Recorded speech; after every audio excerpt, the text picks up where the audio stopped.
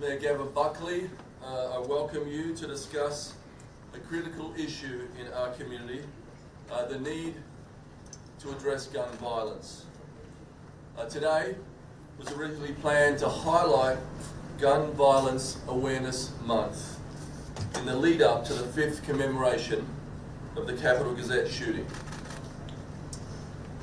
Recent tragic events have pressed upon us how real and urgent this issue remains and how much pain it brings to our community and communities across America every day. To the victims and survivors, we are so sorry for your loss.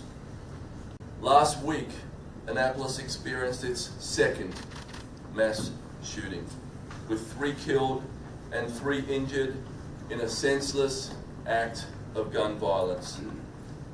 So far, we have lost 7 residents to gun violence this year in the city. We are not alone in this ugly epidemic. In America today, gun violence is the #1 cause of death for children under the age of 18. I will repeat that. In America today, gun violence is the #1 cause of death for children under 18. In 2021 and 2022, we recorded years for firearm deaths. This year, according to the Gun Violence Archive, more than 20,000 Americans have already died to gun violence, and almost 2,000 children and teens have been injured or killed by guns in America. America, we have a problem. I want to give you these numbers up front in order to highlight the national context we are operating in. It is challenging to say the least. But we're here to face the challenge and pledge that we will never give up. We cannot give up. I'm joined here by members of the Annapolis City Council, by my county and state colleagues, Annapolis Police Chief Ed Jackson, the Chief Health Officer, members of the City No Harm Violence Prevention Team, members of Mums Demand Action, and other community groups and residents. We are here to pledge that we are not giving up. And I want to share with you some of the work we are doing at the city to meet this pledge. Firstly, I want to highlight the work being done by Annapolis Police. Under Chief Jackson, the APD is using intelligence from multiple sources and has unprecedented cross-jurisdictional support from Anne Arundel County Police and federal partners including the FBI and ATF and other agencies. Our officers are regularly on the ground working with local deputy sheriffs to be visible, to respond quickly, and to use warrants to get guns and dangerous materials out of our community. In the past few months, we have executed numerous warrants, seized weapons, uncovered a local ghost gun factory. For every homicide in 2023, we have a suspect in custody or pending charges. I'm very proud of the work, dedication, and professionalism of our officers. They are working harder and smarter than ever. But if any of us think that policing alone can solve this problem, they are not paying attention to what is going on around us and across the country. That is why our police are invested in our programs to address the causes of crime and violence. Chief Jackson often notes that his team work to police crime and to help people. This includes youth-focused enrichment, such as our new boxing program, and youth initiatives led by our Public Safety Chair, Alderwoman Rhonda Pindell-Charles. This year, 12 people have graduated from our re-entry program. Participants have completed rigorous education and training programs and will now go on to employment opportunities. It is a significant investment to break cycles of hardship and hopelessness that can lead to violence. Another investment this year is through the No Harm Violence Prevention Program. No Harm was born out of a partnership with the Health Department to look at gun violence from a health perspective. Last year, we conducted an assessment to look at needs and capacity to identify a robust model that would help us tackle gun violence in the same way we tackle infectious disease. I know that County Executive Pittman and Dr. Getting will speak more about this, but our work together, the City of Annapolis is investing in a targeted program of violence prevention that we hope will build capacity for real violence disruption that will break cycles of violence before and as they occur. The No Harm program operates in the Robinwood neighbourhood, and is a strong focus on youth and seeks to change community norms and attitudes. Our team provides peer support and services to the community, and they work closely with other partners on the ground to increase our impact. Together, we are working to raise awareness, support conflict resolution, and connect residents to services and resources, including employment and educational opportunities. This work is led by a small team of young, dedicated community advocates who grew up in the Robinwood area, who know and understand their community and are determined to make a change. They have a passionate advocate in Alderman Dwan Gay, who also understands these issues firsthand. Do I think any of these initiatives will be the answer to gun violence in our community? Not one issue. But realistically, do I think, can we fully turn this around without meaningful change at a federal level? No. Do I think that working together here in Annapolis with dedicated partners in the community and the state, that we can make a difference? Yes. Yes, we absolutely can. So we're going to keep working together at every level. We're not going to give up.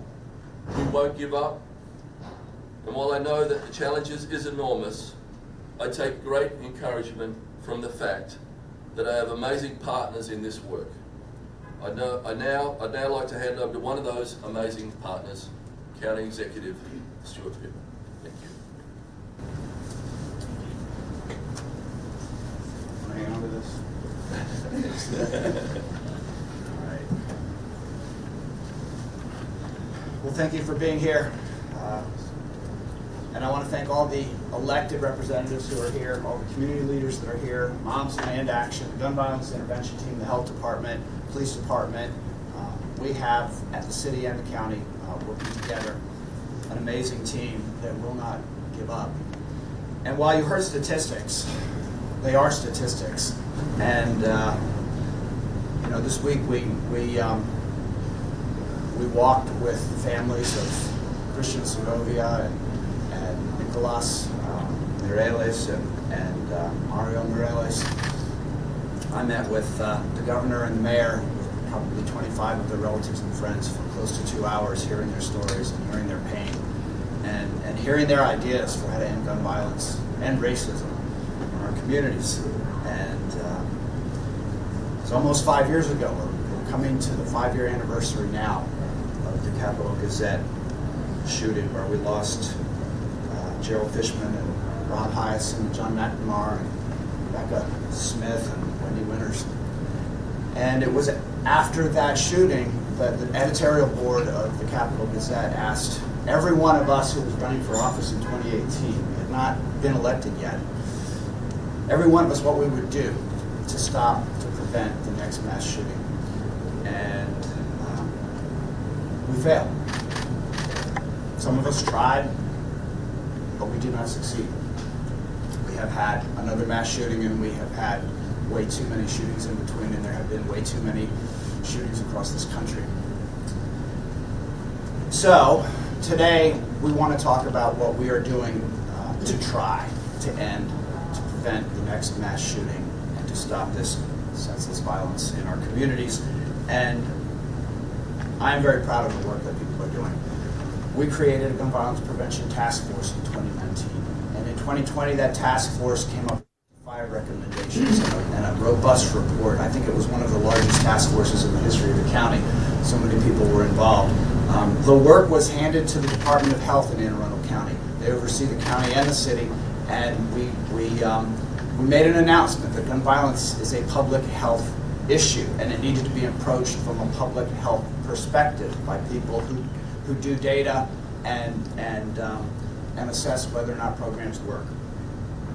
The gun violence intervention team was created out of that, and its first report, its strategic plan, was presented last year at this time. On Monday night, we have another community meeting of the gun violence intervention team. It's going to be at Georgetown East Elementary School at 5:30, and we hope that lots of people will show up. One of the things that we've learned is that it takes not only government, but also nonprofit partners and community leaders to be able to make a difference. So the violence interruption work that the mayor was talking about is critically important. Since we did that, we did pass a bill in the county council. Thank you, Councilwoman Rodvian and Councilwoman Pickard, for your work on this, to require retailers who sell guns to have literature available about suicide and about gun safety. And yes, there were some realtors that were some gun retailers who took that, challenged that in court, and they lost, fortunately. And so that literature is available when people purchase a gun. We started the Safety Locks program with our partners in the library system, and that was in April. And distributing free locks that prevent guns from being shot without the lock to open them. And as of today, through 6 libraries, we've distributed 1,468 locks. We're working with Apostle Palmer's here with the Man Up initiative, working in the western and northern parts of the county, Severn in particular, that area, to do violence interruption work. They have a state grant for that, but they're also starting to distribute these gun locks. We've got a toolkit that you can look at aacounty.org/GVIT, Gun Violence Intervention Team, and that toolkit gives people the information that they need to for responsible gun ownership, suicide prevention, youth gun safety, domestic violence, and extreme risk protective orders and how to use them. I am proud that in Anne Arundel County we have our police department and our sheriff have done more successful extreme risk protective orders been approved than any other county. In 2021, we did 160, getting guns out of the hands. Often family members come to the police with a concern, and getting the guns out of the hands of those people who clearly should not have them. So we will continue to do that work, but we want people to know how to use the program. And we've funded in our budget, that just passed through the county council, $700,000 for the Cure Violence Global program that we expect to invest in the city of Annapolis for that program. And we're going to continue work with our second violence interruption program with Apostle Palmer. And then, finally, I just want to say that this is not only a law enforcement issue. While our police department and the Annapolis Police Department have done extraordinary work tracking down perpetrators after the fact, our state's attorney prosecuting, but the issues are systemic. And what we do for affordable housing, what we do on transportation, what we do for childcare so people can work, what we do to improve the quality of education in our county, addressing the opportunity gap, is every bit as important as our law enforcement to prevent future gun violence. And, so I would like Tony Gedden, our acting health officer, who will soon be, she has been selected to be our health officer and will be approved by the county council soon, I hope, as our health officer, to talk more about the GVIT, the Gun Violence Intervention Team. Thanks. Good morning. As County Executive Pittman mentioned, the health department is fortunate to be able to have the gun violence intervention team for the county and the city. And the work that we do there is really interagency work. Everyone from libraries, schools, our law enforcement, fire departments are included in that task force. And the work that we do there is really what is a public health approach to gun violence, and what does that mean? Making sure that people understand that when we say a public health approach, we mean how do we look at the data to understand who are the victims of gun violence? Where is it happening? Are there any particular trends that we should be looking at and following? And then looking at that data and deciding on evidence-based practices, practices that have research behind them, that have been tried, and that we know have been successful in other places, and how do we bring those interventions into our community to hopefully change our epidemic with gun violence. And so, looking at things like our gun lock pilot, which we've been really excited about, but also Cure Violence Global. So in August of last year, we worked really closely with the mayor's office and everyone that runs No Harm to look at what can we do to bring Cure Violence Global to the city of Annapolis. And we did an assessment. We had a lot of community members and other folks participating to really let us know what the issues are. They came in to see if we're a suitable site for their particular models. We think that's also important when you're looking at evidence-based practices. Is it going to work where you are? And so the Cure Violence Global model, hopefully in the next month or so, in July, beginning of August, will actually be putting out an RFP to work with community-based organizations to implement this model in the county and the city. And so what does that include, and what's the timeline look like? So right now, we're really working on sharing that information with people. So that's sharing it with the gun violence intervention team, meeting with the mayor's office, meeting with our local elected officials, meeting with law enforcement to say make sure everyone understands what this model includes, and then getting that RFP out there and selecting the best community-based organization to do this work. How do you select that organization, and what does that look like? We really want to make sure that it's an organization that's familiar with the community selected, and that the people that are hired to work that program are people who are from that community. They need to be trusted voices. They need to be people who understand what's happening in that community and that people know and recognize. It's not to bring in people who don't live in that community, who aren't familiar and don't understand the different dynamics. And so over the next few months, we'll really be working to make sure that we get this program up and running as quickly as possible. That's really our goal. And that we have everyone on board, including the community that's selected to be the initial site for this. We need their input and buy-in as well. We need their partnership with this. This isn't a thing that the health department or the gun violence intervention team can do without all of the community and all of these wonderful people standing up here with me today. And so we want to make sure that people come out to our community meeting. This was actually one that was rescheduled from the power outage. It's now, as the county executive mentioned, on the 26th at Georgetown East Elementary. This is where we hear from you. This is actually where the gun lock idea came from. Our community meeting last year was something that was discussed. Maybe we should give these out at libraries. And now this year we have almost 1,500 gun locks that are in people's hands and hopefully securing weapons as a result. So we are trying to incorporate what the community is telling us as feedback into what we're doing. And it's really important that we have your engagement and we have your participation in these meetings. And so what we'd really like to make sure that we take away from this is there are a number of different things that we put together to make sure that we're starting to end gun violence. There's no one intervention. The Cure Violence Global intervention, the gun lock intervention by themselves will not do this. We have to have a number of different approaches and looking at what does the evidence tell us and what does the data tell us to drive us to particular locations, as well as driving where we're putting our work. And so we're really excited to see what Apostle Palmer is doing with his Man Up initiative and working into close partnership with him as well to figure out how we can assist as much as we can. Thank you.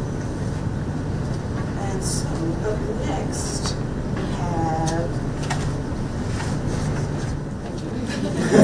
Senator Sarah. Thank you for everybody for being here, and I want to particularly thank the faith community who's here as well and our partners in this incredible challenge we have in front of us. Of course, our thoughts today and every day and our prayers and our hearts are with the survivors and the families of folks who have lost their lives not just last week in the tragic mass shooting, but in the everyday gun violence that is experienced across the state of Maryland. I'm here to speak to the state's initiatives. I have the privilege of serving in the state Senate, and while we have some of the strongest gun laws in the nation, clearly those are not enough to stem the tide of gun violence we are seeing in this community across Maryland and across the country. But we have made progress, and I want to highlight some of that progress today and speak to the work that we all have in front of us. In the last few years, we have done incredible work to expand background checks on long guns. We have passed bills to ensure safe storage of guns when there's children in the household, understanding the connection between having a gun available and preventing gun violence. We've, as the county executive mentioned, passed extreme risk protective orders, or red flags, to ensure that if folks are feeling unsafe or threatened in the community, they have a place to go, to our police, to a judge, to make sure that if evidence suggests that violence can be interrupted, can be prevented, we have a tool to get guns out of the hands of folks who intend that violence. We are doing our best to get illegally possessed guns off the street. We've expanded our hate crime statute. I know that's very important to the families of the victims from last week. And we've made record investments at the state level in victim services, in violence interruption that was mentioned, and in funding our local law enforcement agencies to provide bonuses and expanded educational opportunities and mental health support for our local law enforcement officers. The state wants to and is a partner with the Annapolis Police Department and Anne Arundel County Police Department. I know from being at the vigil on Sunday morning, I know when we are gathered again, unfortunately next week, to commemorate the anniversary of the Capitol Gazette shooting, I know that those laws aren't going to bring solace and cannot bring family members back. But at the same time, we know that we need to do more. We need to do more to make sure the laws we pass just across the street are actually working the way we intended, and we need to do more cooperation and coordination between state, county, and local levels, and everybody in this room. Coordination will equal prevention, and that's why we're here today. There's so much more work to do, but I know this group behind me and everybody in the community is ready and willing to make sure we continue that work. With that, I'd like to introduce my partner, Delegate Shanita.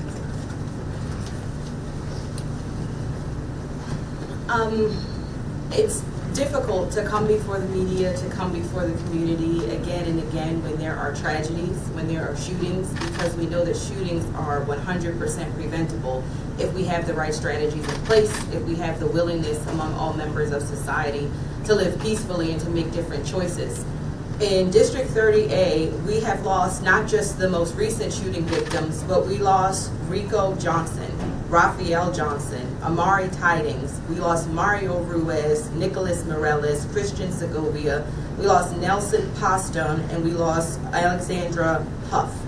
When we look at the victims that we've lost to gun violence, the commonalities that you might think exist don't exist. That victims of gun violence, their lives, their voices, their experiences are important regardless of where they live, regardless of who the shooter is, regardless of the circumstance. These are tragedies to the family. When there was only one homicide last year in Annapolis, the tragedy that was visited upon the family of Shaquille Williams was no different, no less than the tragedy that's been visited on a number of families who we've uplifted and whose voices we've highlighted. So we want to make sure that we are mindful of the impact that this has and mindful of how it forever changes the character of communities that deal with and struggle with gun violence. In the General Assembly, our greatest responsibility is to keep the public safe. No other laws that you pass have the meaning that you intend if you can't keep people safe. And not just keeping them safe, but the perception of safety. People need to feel safe in order to go about their daily lives in a way that allows them to implement all of the strategies and plans that they have. In the General Assembly, we've done a number of things to deepen and broaden our commitment to public safety. One of them was passing a bill that would ban ghost guns to make sure that we are regulating and understanding how those guns are being manufactured and who has access to them. We've done things to make sure that our firearms dealers have more safety features in their own shops. We want to make sure that guns that are intended for the legal market are not making their way to the illegal market by simply preventable incidences. We've done things to make it easier to prosecute and identify gang activity. When crime is organized in a way that we can identify, we want to give our prosecutors and our police officers the tools that they need to go after those crimes and to prosecute them to their fullest extent. We've done things to strengthen the relationship between the community and law enforcement, and also the community and the prosecution process. We've done things to strengthen our laws around witness intimidation, to make sure that when there are members of the public who see something, that they truly feel comfortable saying something, and they know that they will be met with safety and all the care and concern that that deserves. So as we continue to go in future sessions, we listen to communities who have been impacted so that we can craft the legislation that resolves and solves the needs that they have. But we know that we don't have all the answers, but we do have an important part to play in making sure that we meet these incidences with the seriousness, the sobriety, and the respect that they deserve. Having said that, we have members from the community who have been personally impacted by gun violence, who have taken on a mission personally to address these issues in our community. We want to make sure that their voices are elevated as well today, and I'd like to introduce Laura Morris from Moms Demand Action.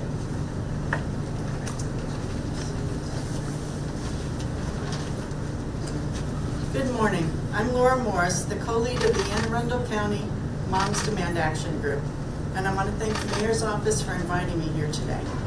For those not familiar with Moms Demand Action, we are the largest national grassroots violence prevention group. I'm also a survivor of gun violence. I was shot by my ex-husband.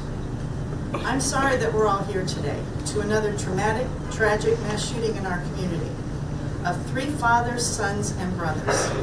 I also want us to remember the other shootings that have happened recently, the ones that don't make the front page or show up once and you never hear again, such as the ones that Delegate Henson mentioned. I want all of us to think of those victims, their families, as well as the wounded who are picking up the pieces of their lives, the children who are now without fathers and mothers. The trauma of this tragedy can actually be felt in this community, but thoughts and prayers aren't enough. And we all need to pull together to end this needless slaughter. No one policy, no one program, and no one person can end this. It takes all of us, everyone watching, to make this a safer community. It's hard, painful work, but what's the alternative? To continue to live in fear, to not trust your neighbors, to believe that there's no place that's safe from gun violence?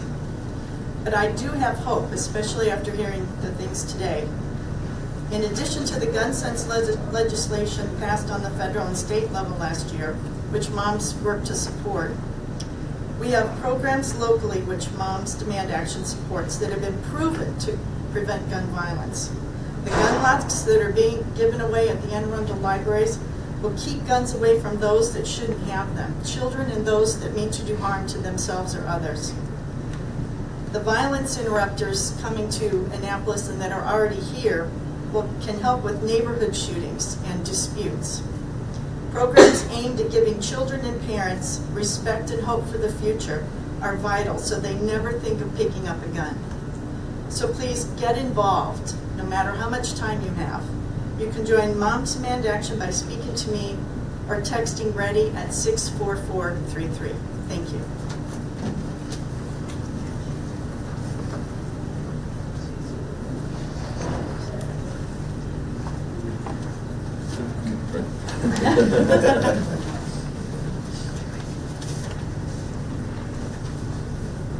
So I want to thank all the speakers today and everyone who's attended.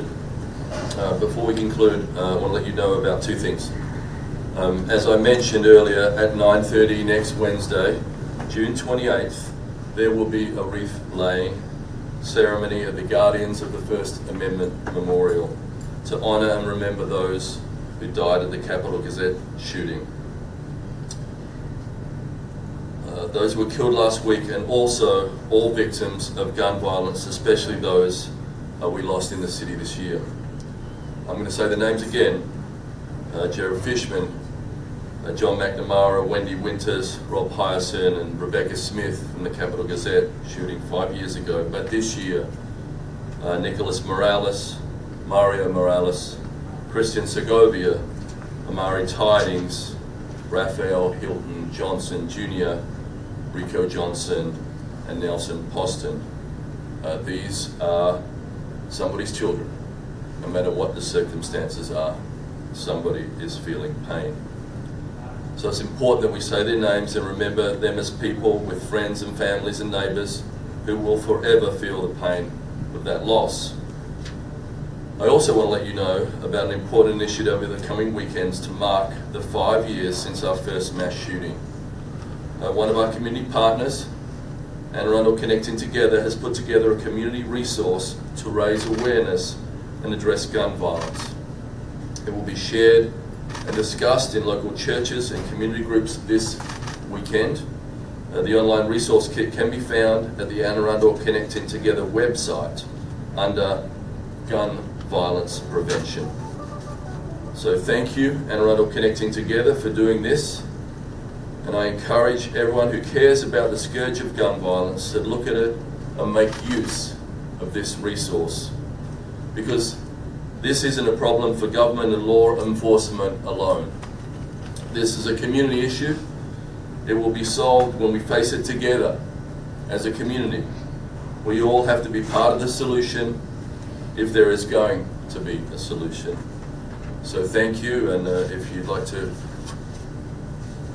give questions now, I invite County Executive up here and the team from the city and state, county, if you have any questions. And again, thank you all for being here today.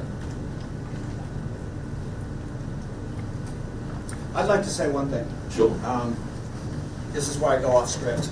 It's not a question. I'm just checking him over there. Yeah. Sorry, nation. But, you know, you've heard a lot about the things that have been done and that have not yet worked.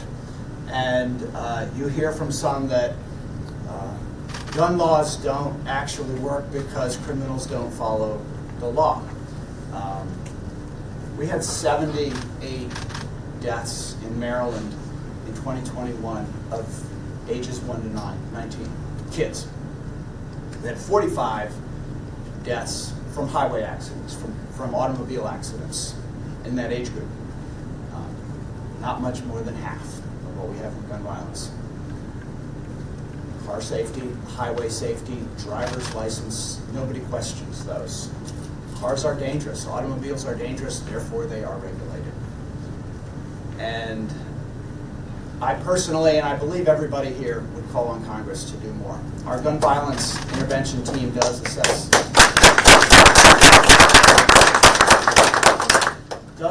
legislation and looks at what works and what does not work, so that when we propose legislation or call on federal officials to pass legislation, we know what we're talking about. Assault weapons were banned for 10 years, and the data showed there were far fewer mass shootings, fewer assault weapons were being used to kill people. So it's frustrating. It's frustrating as hell that in Maryland, when we have strong gun laws, the Supreme Court comes in and says, oh no, your concealed carry laws are not constitutional. And then immediately after that, the number of folks in our state with concealed carry permits skyrockets because the standards are lowered. So we have more people with guns. We have more guns than people in this country. And that's what's different. When somebody wants to commit suicide, if there's a gun in the house, they are far more likely to succeed in that suicide. And there are more suicides than homicides. If somebody is frustrated with their neighbor because they park 17 inches past the corner of their driveway, if there's a gun in that house, there's a bad outcome. So we need to reduce the numbers of guns. And we have an industry that we are up against that is advertising and marketing and trying to sell more guns, and they're very, very successful. So we need to push back.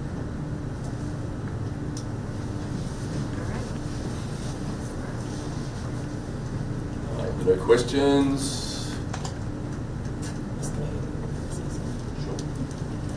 Good morning, everyone. My name is Rhonda Pendell Charles. I sit on the Annapolis City Council, and I'm also the Public Safety Standing Committee Chair.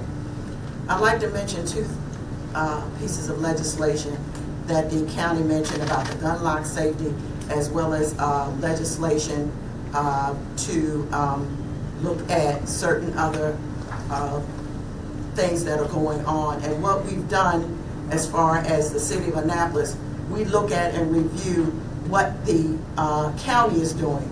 And we have put forth two pieces of legislation, resolutions, to basically mirror what they've done. So we work greatly with our partners in the county, and so we'd like to let everyone know that when we monitor and review what the county is doing, we like to mirror what the city, we do it in our city capacity as well. So I think that's very important to let everyone know the partnerships, as we've heard today so many times, that it is real and we have tangible evidence for that. Thank you so much. Well, thank you everyone for being here. We appreciate it. Thank you all.